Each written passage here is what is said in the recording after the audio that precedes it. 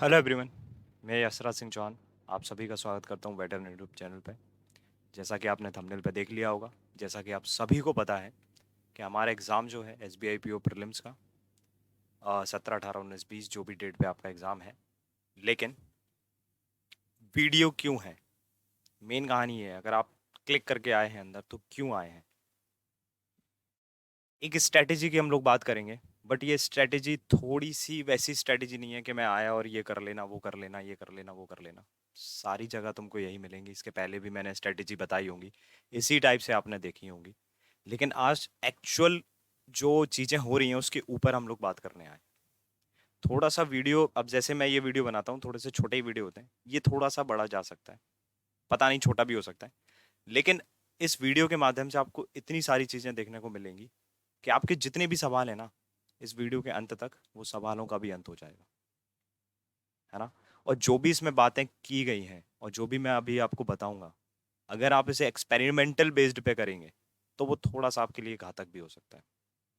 घातक in the sense कि like आप सोच रहे हो कि लाइक मैंने ये वीडियो देख लिया और मैं जाके कल अपना एग्जाम दे दूं और उसमें ये चीज़ कर लूं। नो, चीज़ों को थोड़ा सा दिमाग में रखना बस।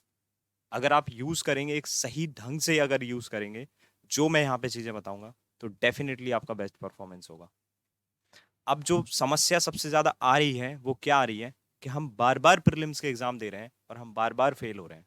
2022 का सर एक भी एग्जाम नहीं निकला हमारा, इवन एसबीआई क्लर्क का प्रीलिम्स भी नहीं निकला सर।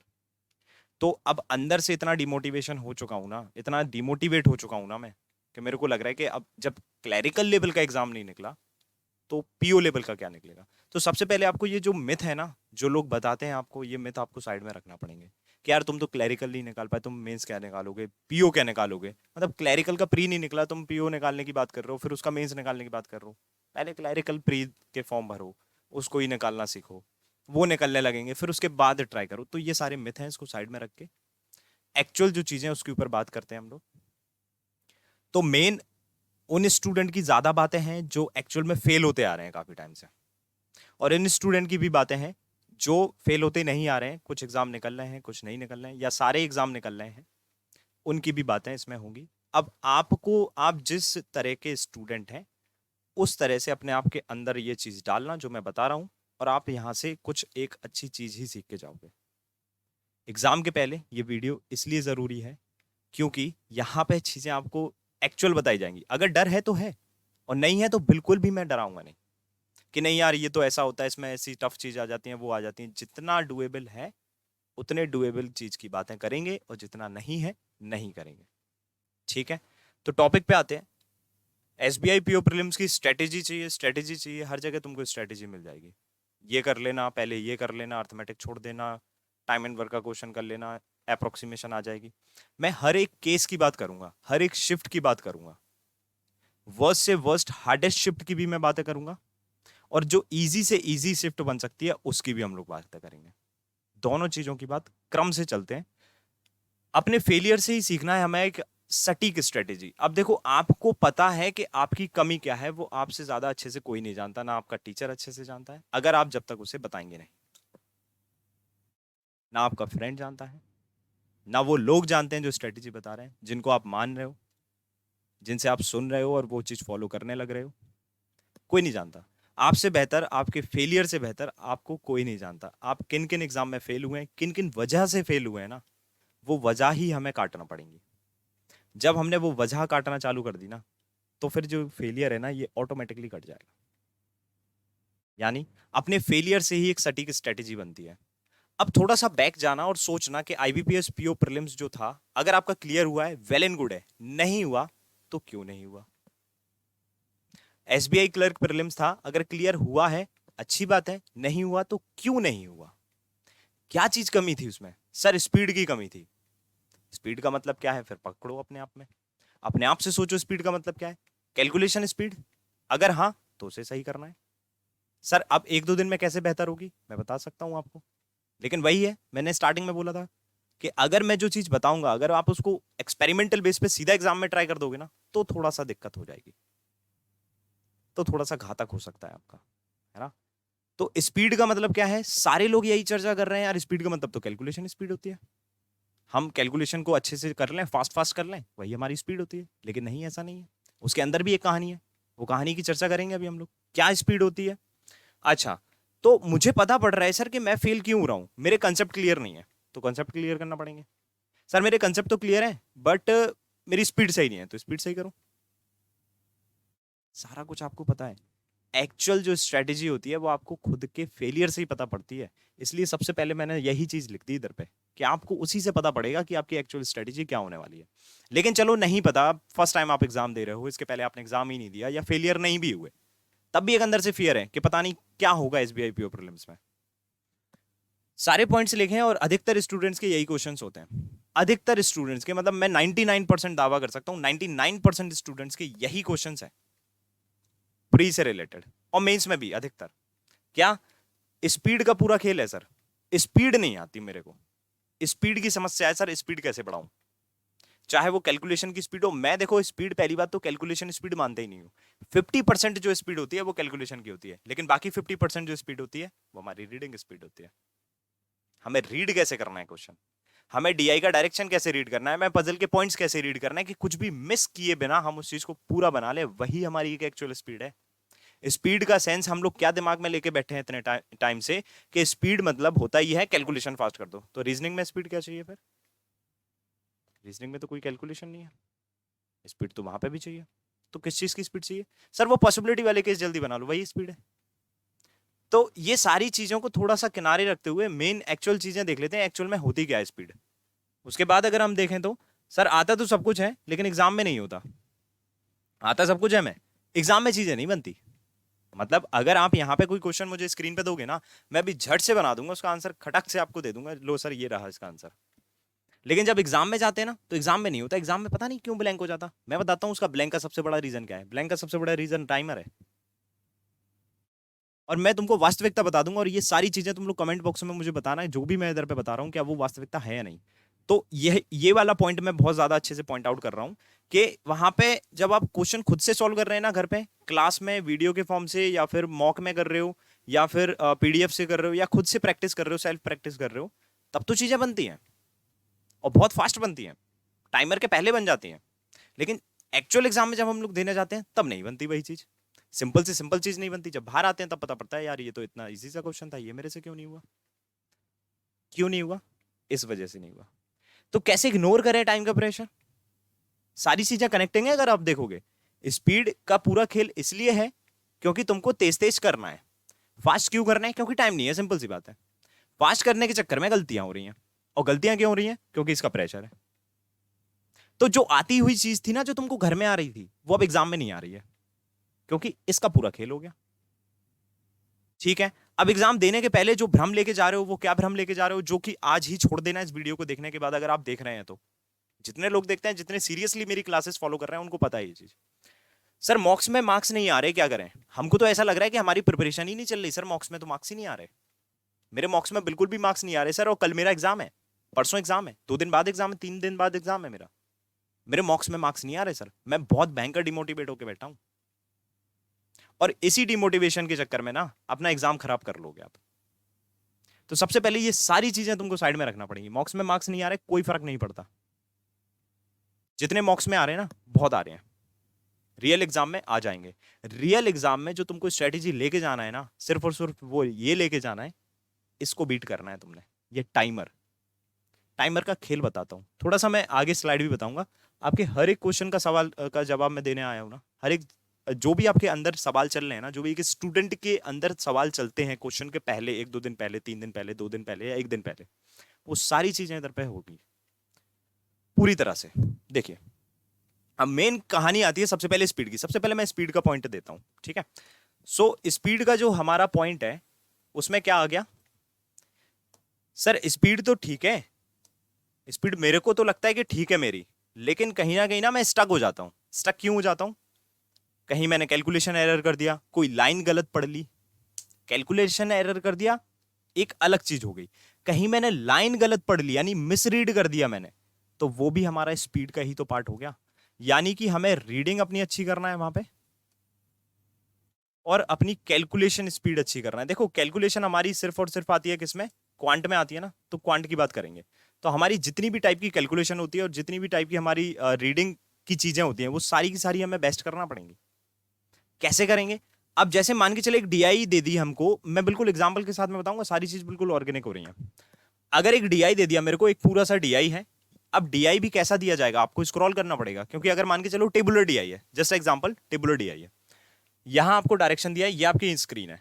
देखो बिल्कुल वैसी ही चीज बताऊंगा जैसे एग्जाम में चलती है। यहाँ आपका टाइमर चल रहा है, यहाँ पे आपकी कुछ इन्फॉर्मेशन है जिसमें आपको कितने क्वेश्चन आपने अटेम्प्ट किए, कितने आपने नॉन अटेम्प्टेड है, और नेक्स्ट और वो सारी चीजें यहाँ पे दी गई हैं। और यहाँ पे ये डिवाइड हो जाती है स्क्रीन हाफ एंड हाफ में। यहाँ पे आपको दिया जाएगा ग्राफ एंड ऑल, और यहाँ दिए जाएंगे आपके क्वेश्चन। ठीक है, अब देखो एक तो स्क्रीन आती है हमारी डीआई के लिए और पजल के लिए। ठीक है, ये सेम स्क्रीन होती है डीआई इन पजल और नंबर सीरीज भी बोल सकते हैं। एक स्क्रीन आती है हमारे पास अर्थमेटिक के क्वेश्चन के लिए, जिसमें ये आपका इंफॉर्मेशन वाला पार्ट होता है, जिसमें आपकी पर्सनल इंफॉर्मेशन होती है, और यहां पूरा अर्थमेटिक का क्वेश्चन चलता है। ये अर्थमेटिक के क्वेश्चन या सिंगल क्वेश्चन ऑफ रीजनिंग, ये पूरा ऐसा ही चलता है। अब एग्जामिनर क्या खेल कर रहा है इधर पे, वो हमने कभी समझा ही नहीं, क्योंकि यही तो फेलियर से सीखना था हमें। तो इसका थोड़ा सा इंटरफेस अलग होता है और इसका अलग होता है। हम जब डीआई पढ़ रहे हैं ना, तो इसको स्क्रॉल करना पड़ेगा, हमें ग्राफ नहीं दिखता, उसका डायरेक्शन ही इतना बड़ा होता है, और फिर ग्राफ के नीचे नोट भी है, इसको बहुत तेजी से पढ़ना है हमने। तो सोचो थोड़ा सा, क्या ग्राफ में हमें लेजेंड्स वैल्यू दी गई है? लेजेंड्स वैल्यू मतलब जो नीचे हमारे की पॉइंट्स दिए जाते हैं, पॉइंट्स दिए जाते हैं कि लाइक 2008 से लेकर 2015 तक का डेटा है। लाइन ग्राफ हो गया, लाइन ग्राफ में ये एक तुम्हारी ब्लैक लाइन ही होती है, ब्लैक एंड व्हाइट का यूज होता है, ब्लू एंड ग्रीन ऐसे कलर नहीं मिलेंगे। ब्लैक लाइन जा रही है, उसमें ट्राइंगल बना हुआ है, और एक ब्लैक लाइन जा रही है जिसमें स्क्वायर बना है। तो ब्लैक लाइन हो गए हमारे मटेरियल ए हो गया, और स्क्वायर वाले हो गए हमारे मटेरियल बी हो गया। उसके बारे में डेटा दे दिया आपको, उससे पूछ रहा है वो कुछ ना कुछ क्वेश्चन, तो क्वेश्चन आपको यहां दी जाएंगे। सर डीआई के क्वेश्चन बड़े दिखते हैं हमें, सबसे बड़ा समस्या ये है कि डीआई के क्वेश्चन बहुत बड़े बड़े आ रहे हैं। बड़े नहीं आ रहे, डीआई के क्वेश्चन के लिए जगह इतनी सी है, और उसमें भी वो डीआई के क्वेश्चंस के फॉन्ट बढ़ा देता है, तो वो बड़े दिखने लगते हैं। और जबकि अर्थमेटिक के क्वेश्चन के लिए जगह इतनी सारी होती है और उसके फॉन्ट छोटे होते हैं, इसलिए वो छोटे दिखते हैं हमें। तो पूरा का पूरा वो दिमाग से खेल कर रहा है तुम्हारे। और उसमें भी अगर जब लास्ट में टाइमर नहीं बचेगा ना, तो भाई छोटा क्वेश्चन हो वो, चाहे वो बड़ा क्वेश्चन हो, वो अटेम्प्ट नहीं होने का, वो नहीं हो पाएगा अटेम्प्ट। तो टाइमर से तो जीतना है हमें। तो सबसे पहले ये चीज दिमाग में डाल लो कि प्रीलिम्स का एग्जाम है, कोई बड़ा क्वेश्चन नहीं है, सिर्फ इंफॉर्मेशन ज्यादा है। इंफॉर्मेशन ज्यादा है इसलिए वो बड़ा क्वेश्चन लग रहा है, तो उसको तेजी से रीड करना है। तो वही तो है स्पीड, उसको तेजी से तुमको रीड करना है, और जितना तेजी से तुमने उसको रीड कर लिया ना, उतना तेजी से तुमने उसका कैलकुलेशन भी कर लिया, और तुम्हारा आंसर टेक हो जाएगा सीधा। बोल दिया जाए जैसे एक टेबुलर डीआई आ गई मेल एंड फीमेल की, और वो पार्क विजिट कर रहे हैं, पार्क ABCDE, 5 पार्क हैं, मेल एंड फीमेल का डिस्ट्रीब्यूशन है, परसेंटेज में हो सकता है, रेशियो में हो सकता है, टोटल भी हो सकता है, और उसके साथ चाइल्ड का भी रेशियो डाल दिया, बोल दिया मैंने ठीक है भाई। अब वो पार्क में घूमने जा रहे हैं, अब वो पूरा लिखता है भाई, पता है क्या, mail who visited park A is इतना।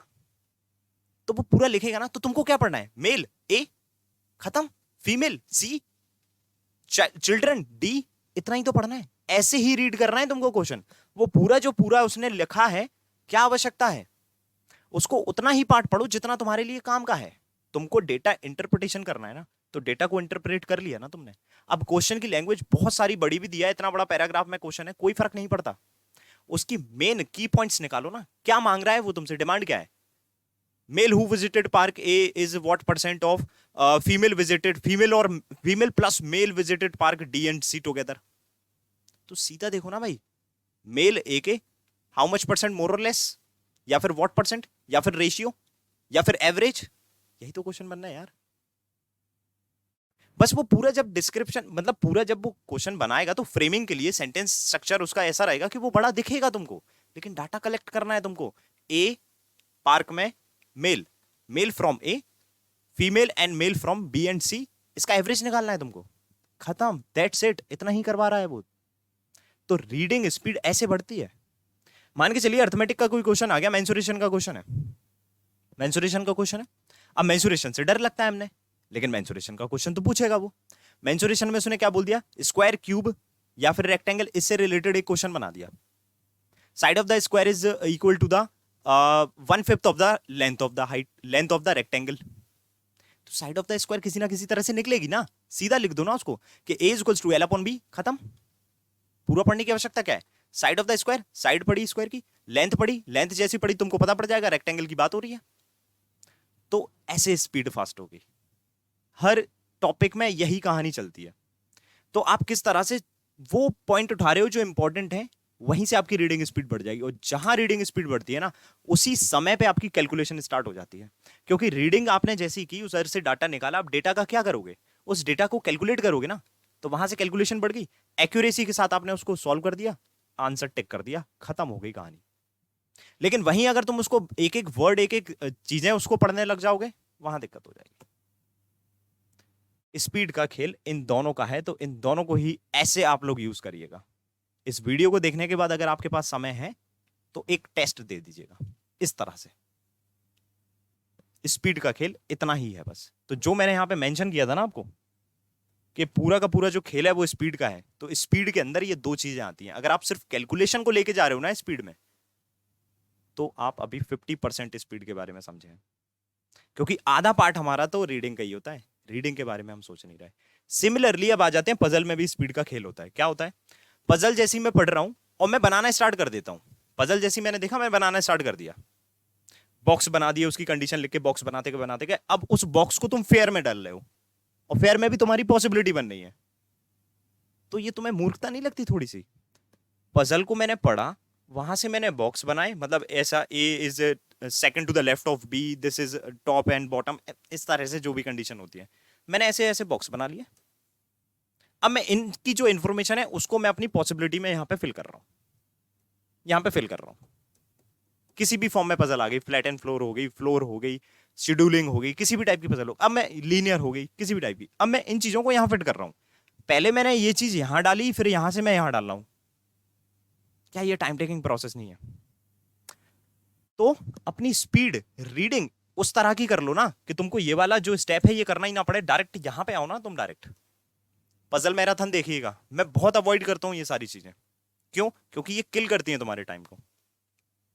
सीधा कनेक्टिंग पॉइंट ढूंढो पजल में। पहली लाइन से अगर नहीं हो रही स्टार्ट, कोई बात नहीं ना, अगली लाइन पढ़ लो। पहली लाइन का अगर कनेक्शन दूसरी लाइन से मिलता है, जो कि अवश्य मिलता है यार प्री की पजल में, मेंस की पजल में नहीं मिलता है, प्री की पजल में कनेक्टिंग पॉइंट्स मिल जाते हैं तुमको, 90% पजल में तो मिल जाते हैं, और 90% पजल करने से ही तुम्हारा सिलेक्शन हो भी जाएगा। तो कनेक्टिंग पॉइंट ढूंढना है, जो जो वो बोलता जा रहा है इधर पे फिट करते जाओ। विश्वास मानिएगा, सिर्फ 2 ही केस बनते हैं हमारे, मिनिमम 2, और मैक्सिमम भी 2 ही बनते हैं प्री में, इससे ज्यादा केस नहीं बनवाता वो। तो जब तुमको 2 केस बनाना ही है, तो फिर तुम ये क्यों कर रहे हो? इन चीजों को अवॉइड करके देखो ना एक बार। लेकिन एक्सपेरिमेंट मत करिएगा सीधा एग्जाम में जाके। इसलिए मैंने स्टार्टिंग में आपको वार्न कर दिया था कि ये आपके लिए घातक हो सकती हैं चीजें। अगर आपने काफी टाइम से मेरी क्लासेस देखी हैं, अगर आपने वो मैराथन देखी है जो मैं अभी करवा रहा था रिसेंट टाइम पे, तो आप ये चीज लगा सकते हो, आपको पता है, क्योंकि मैंने इसी स्ट्रेटेजी के साथ, इसी अप्रोच के साथ वो सारी पजल सॉल्व करवाई है। कनेक्टिंग पॉइंट ढूंढते जाओ, मिनिमम 2 केस बनाओ, खटाखट काम हो जाता है। अगर आपकी पजल में स्पीड अच्छी है तो मैं नहीं बोलूंगा कि ये वाली चीज आप लगाइए, और नहीं है अगर अच्छी तो आप इसको लगा सकते हैं। तो इस तरह से आपको रीड करना है, चाहे वो हमारा क्वांट हो जाए, चाहे वो अर्थमेटिक का क्वेश्चन हो जाए, चाहे वो डीआई का क्वेश्चन हो जाए, और चाहे वो हमारा रीजनिंग की पजल वाला पार्ट हो जाए। अब बात करते हैं कि दूसरी चीज क्या है हमारा, कि सर आता तो सब कुछ है लेकिन एग्जाम में नहीं होता। क्योंकि ये वाला जो पॉइंट है ना, वो सीधा इसकी वजह से नहीं होता है। क्योंकि जब हम रिलैक्स होते हैं, मतलब जब हम घर पे क्वेश्चन कर रहे होते हैं, तो हम थोड़ा सा रिलैक्स होता है हमारा माइंड, हमारे माइंड को ज्यादा तेज भागना नहीं है। वो कहता है कि ठीक है, वो अच्छे से एक्टिव हो जाता है, अच्छे से वो काम करता है, और एक्यूरेसी उसकी मेंटेन रहती है। लेकिन एग्जाम में इस चीज का प्रेशर आ जाता है ना, तो वो एक्यूरेसी गड़बड़ हो जाती है, हमारी छोटी छोटी कैलकुलेशन गड़बड़ हो जाती है। 7+8 में 15 नहीं करूंगा, 7+8 में 11 कर दूं, तो ये फर्क पड़ता है किसका, इस चीज का। तो इस चीज को अवॉइड करना है हमने। कैसे अवॉइड करना है? अवॉइड देखो कैसे करना है। अब जब तुम्हारे पास कम क्वेश्चंस अटेम्प्ट होंगे ना, तो ये उतना ही ज्यादा तुमको परेशान करेगा, और जहां तुम्हारे पास ज्यादा क्वेश्चन अटेम्प्ट रहेंगे ना, ये उतना ही तुम्हारी सहायता करेगा। ये टाइमर बहुत अच्छा इंसान है। अगर मान के चलो क्वांट तुम स्टार्ट करते हो, स्टार्टिंग में ही अर्थमेटिक के क्वेश्चन आ गए, तुमने बोला मैं तो इसको नहीं करूंगा, आप आगे बढ़ गए, अब आगे क्या करोगे आप? क्वाड्रेटिक इक्वेशन आ गई, कर दिया। इसके बाद डीआई आ गई, नहीं डीआई तो नहीं करूंगा। जब तुम अर्थमेटिक छोड़ के आ गए, डीआई छोड़ के आ गए, क्वाड्रेटिक ही तो कर दी तुमने, इसके बाद क्या कर रहे हो? अब तुम्हारे दिमाग में आता है नंबर सीरीज कर दूंगा। विश्वास मानो, नंबर सीरीज एक ऐसी चीज है ना जो इसको हावी करा देती है आपके ऊपर। क्वांट में।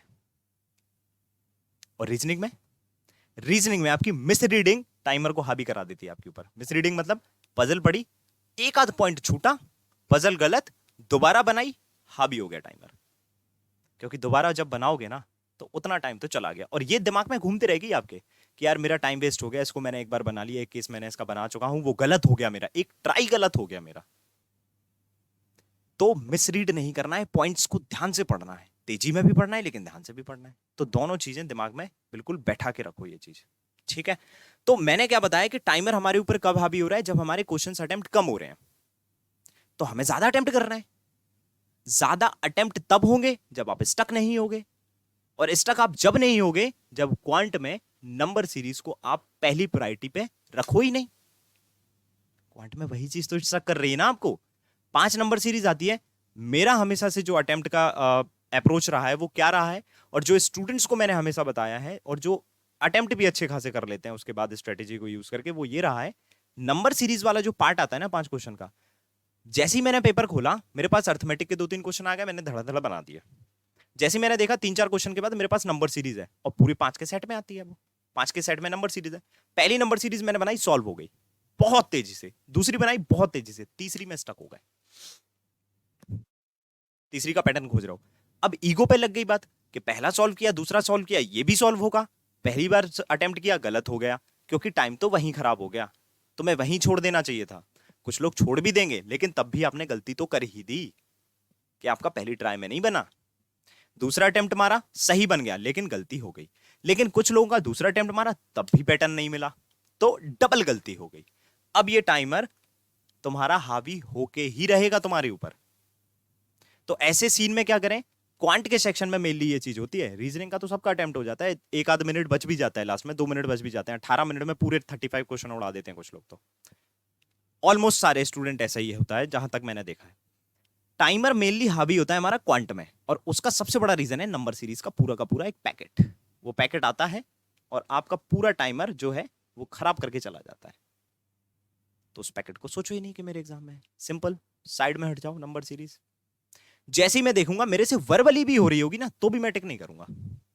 वर्बली मेरे को पॉइंट मिल रहा होगा कि भाई ये डिफरेंस चल रहा है, ये इधर पे प्राइम नंबर का डिफरेंस है, स्क्वायर का डिफरेंस है, ये है फलाना है, कुछ भी है, मेरे को नहीं करना 5 क्वेश्चन, मतलब नहीं करना 5 क्वेश्चन। क्यों? क्योंकि मेरे को इसको हावी नहीं होने देना ना अपने ऊपर। ये अगर हावी हो जाएगा तो दिक्कत हो जाएगी ना भाई। तो ऐसे सीन में क्या करोगे, जैसे ही क्वांट खुलता है, कुछ भी क्वेश्चन तुम्हारे पास आता है, सारे अटेम्प्ट करना है। पहली बात तो सीक्वेंस क्या है, कोई सीक्वेंस नहीं है, जिस सीक्वेंस में पेपर मिला उसी सीक्वेंस में करना है। बस ध्यान रहे कि जैसे ही तुम्हारे पास नंबर सीरीज आती है, उसको सिर्फ मार्क रिव्यू डाल देना 5 क्वेश्चन का सेट। उसको कब करेंगे, जब हमारा मन भर गया, जब हमने बोल दिया कि भाई अब मेरे से कुछ नहीं बनना, जितना हो सकता था हो गया। विश्वास मानिएगा 30 क्वेश्चन बचेंगे उसके बाद। जब आप नंबर सीरीज के 5 क्वेश्चन साइड में डालोगे ना, 30 में से आपने 25 क्वेश्चन कर दिए होंगे, और ये रेड कलर पे आ गया होगा। क्योंकि जब ये रेड कलर का होता है ना, 5 मिनट का रेड कलर होता है, 15 मिनट का पूरा हमारा ब्लैक चलेगा, फिर हमारा 5 मिनट का रेड हो जाएगा ये। और उस रेड कलर में तुमसे 15x13 करा लूंगा ना मैं, तुम 15x13 नहीं कर पाओगे उस 5 मिनट में। ये समस्या होती है। और ये क्यों होती है? क्योंकि तुम्हारे पास जो वजन है ना जेब में, वो अटेम्प्ट का बहुत कम है वजन। वो अटेम्प्ट हमारे पास थे ही नहीं, इसलिए वो हावी हो रहा है तुम पे, इसलिए तुम 15x13 नहीं कर पा रहे, 15+13 नहीं कर पाओगे, मल्टीप्लाई तो छोड़ो। ये इतनी बुरी तरह से हावी हो जाता है। क्यों? क्योंकि उस समय क्वांट में सिर्फ अटेम्प्ट है 12 या 13 या 15, जितने से काम नहीं चलने का, तुमको भी पता है बहुत अच्छे से। तो ऐसे सीन में क्या करोगे, जो रेड वाला पोर्शन है ना, वो नंबर सीरीज के लिए छोड़ दो, खत्म करो भाई, टेंशन ही नहीं चाहिए। उसके पहले वो सारी चीजें कर लो। अब तुम्हारे पास 25-27 के आसपास जब अटेम्प्ट रहेंगे ना, तो उस वो रेड वाले पोर्शन में ना, जब टाइमर रेड चलता है, पीछे बैक में चलता जाता है, उसमें तुम बाकी के क्वेश्चन भी उड़ा के आ जाओगे। क्योंकि दिमाग लगाओ, 15 मिनट 5 मिनट में तुम कितने क्वेश्चन कर सकते हो? 5 मिनट में 2 डीआई हो सकती है तुम्हारी, लेकिन उस 5 मिनट में 15x13 नहीं हो पाएगा तुमसे। ये होता है टाइम का प्रेशर। और ये क्यों किया? ये हमने खुद से किया, ये हमारी गलती थी, और यही सबसे बड़ा कारण है फेलियर का। इसी फेलियर से हमने सीखा नहीं और अपनी स्ट्रेटेजी बनाई नहीं, है ना। तो मूल मंत्र यही है, क्वांट में जो भी चीज आ रही है उसको सारी चीजें अटेम्प्ट करना है, बस जो नंबर सीरीज वाला पोर्शन है ना उसको साइड में रख देना। उसी वजह से देखो सबसे ज्यादा गड़बड़ होने वाली है, मैं तुमको बताऊं। अच्छा, दूसरी गड़बड़ क्या हो सकती है, अब थोड़ी गड़बड़ हमारी बीच में भी हो सकती है। अगर नंबर सीरीज हमने साइड में कर भी दी, अब हमारे पास 30 क्वेश्चन रहते हैं। नंबर सीरीज तो निश्चित है मिलेगा ही भाई, उसी वजह से तो वो टाइमर हावी करवाएगा। वो तो देगा ही देगा तुमको, बिना उसके तो पेपर बनाएगा ही नहीं वो। अब क्या करना है, नंबर सीरीज साइड में कर दी। अब डीआई के 5-5 क्वेश्चन जो आते हैं ना, उसमें से एक एक क्वेश्चन तुमको दर्द देगा। वो देखने में तुमको बड़ा लगेगा, मैं कितना भी कह लूं कि बड़ा क्वेश्चन होता है, रीड कर लो हो जाएगा, तुम नहीं कर पाओगे। क्योंकि अगर तुम करने बैठोगे तो धीरे धीरे ये हावी होना चालू कर देगा टाइमर। तो वो जो एक एक क्वेश्चन है ना, जो तुमको लग रहा है कि बड़े बड़े से हैं, उन पर्टिकुलर 3 क्वेश्चन को, हर एक डीआई में एक एक क्वेश्चन तुम्हें अवश्य मिलेगा वैसा, उसको मार्केट व्यू डाल देना। स्ट्रेटेजी बिल्कुल सटीक बता रहा हूं मैं। अब 35 क्वेश्चन में से 5 नंबर सीरीज के और 3 या 4, मैं तो बोल रहा हूं 4 क्वेश्चन वो मैंने हटा दिया। 25 के अराउंड, 25 के अराउंड आपके अटेम्प्ट हो गए। अब जब आपके 25 के अराउंड अटेम्प्ट हो गए ना, तो बाकी जो हमारे पास समय बचेगा ना, उसमें हम लोग क्या करेंगे, सबसे पहले अब आ जाएंगे नंबर सीरीज में। नंबर सीरीज उड़ जाएंगी जैसी हमारी पूरी, तो 5 क्वेश्चन का स्लॉट इन हो गया, 30 के आसपास पहुंच गए हम, जो कि बहुत अच्छा अटेम्प्ट है, एक बहुत अच्छा अटेम्प्ट है क्वांट के सेक्शन में।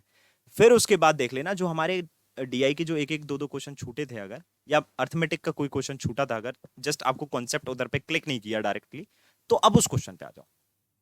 एक आध क्वेश्चन उसमें बना लो, लास्ट के 1 मिनट में भी तुम्हारा एक क्वेश्चन बन सकता है अगर विश्वास करोगे तो।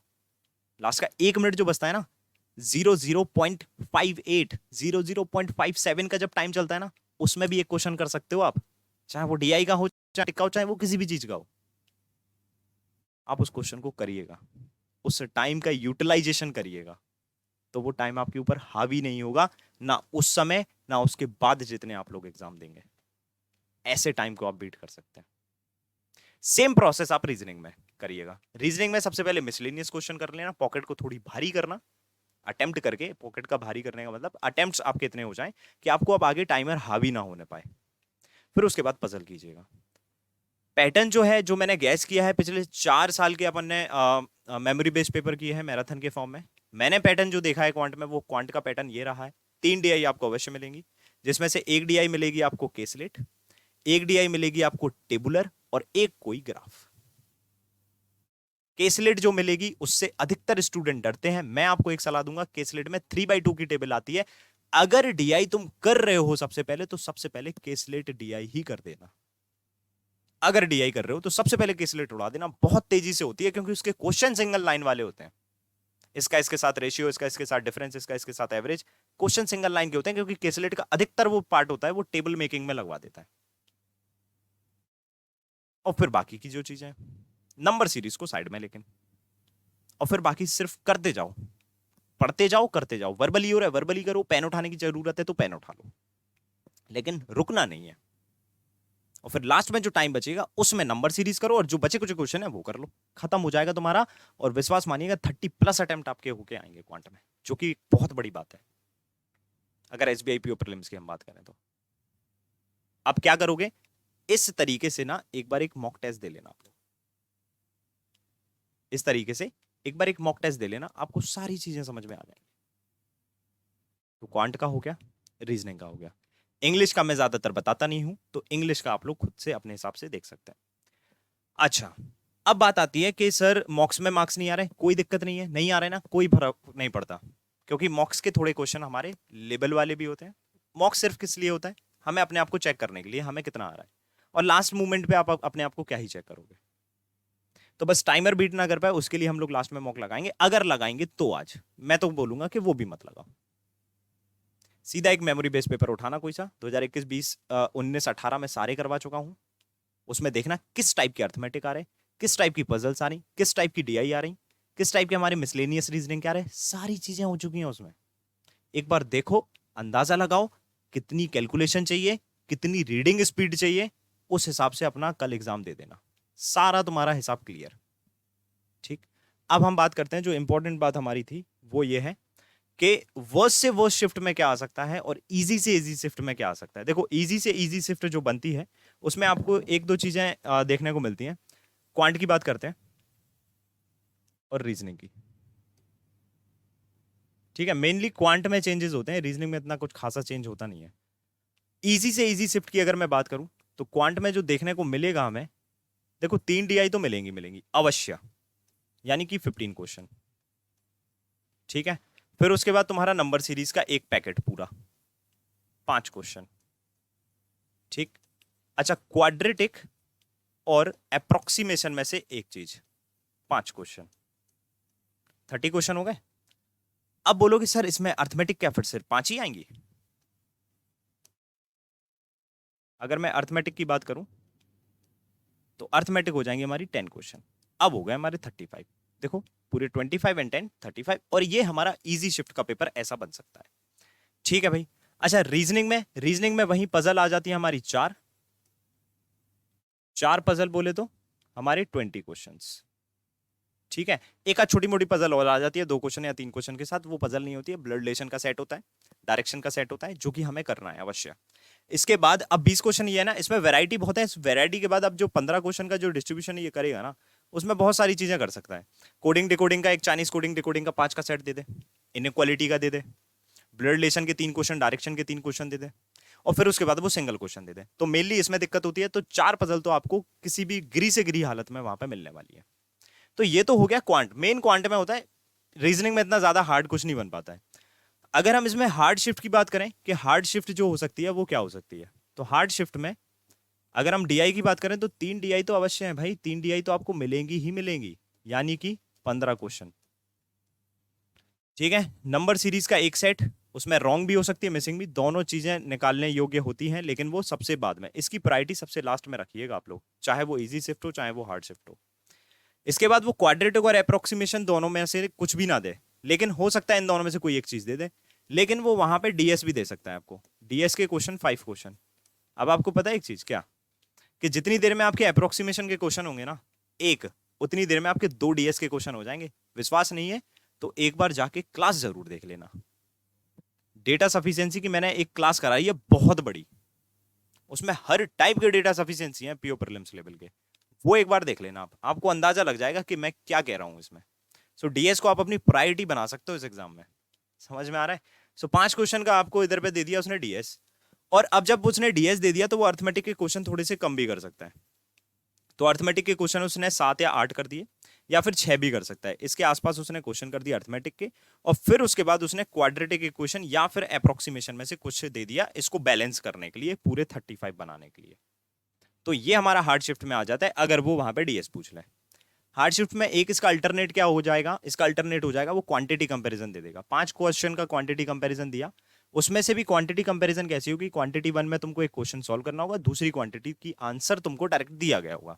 5 क्वेश्चन में से 3 या 2 क्वेश्चन ऐसे मिल जाएंगे, एक आधा क्वेश्चन ऐसा होगा जिसमें दोनों क्वांटिटी तुमको वो सॉल्व कर पाएगा, लेकिन वो बहुत ही ज्यादा ईजी होगा, बिल्कुल बेसिक होगा वो। अगर क्वांटिटी कंपैरिजन में क्वेश्चन आते हैं तो बिल्कुल इजी, बिल्कुल बेसिक वाला, बिल्कुल मतलब जो जीरो लेवल का क्वेश्चन होता है ना उस टॉपिक में, वो होने वाला है। ऐसा नहीं कि बहुत ज्यादा हैवी क्वेश्चन बना देगा वो, नो। और बाकी अर्थमेटिक और फिर ये सारी चीजें, 3 डीआई जो मैं बता रहा हूं, 3 डीआई इसमें और 3 डीआई इसमें आपको केसलेट एक अवश्य मिलेगी।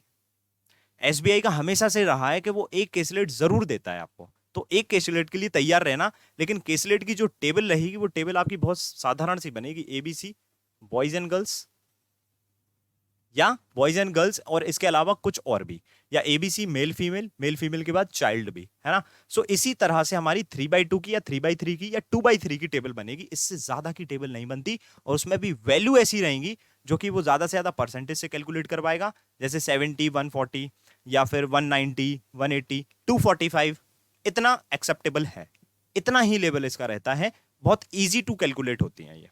नहीं विश्वास है तो जाके एक बार देख लेना आप मैराथन जो मैंने करवाई है, जो एक्सपेक्टेड डीआई की 2 मैराथन है वो भी आप देख लेना, और जो मेमोरी बेस्ड डीआई की मैराथन है वो भी आप देख लेना। जितनी हमारी 2018 से 21 तक आई हैं सारी की सारी डीआई आपको मिल जाएंगी, उसमें केसलेट वाला पार्ट देख लेना आपके किस टाइप की केसलेट आई है।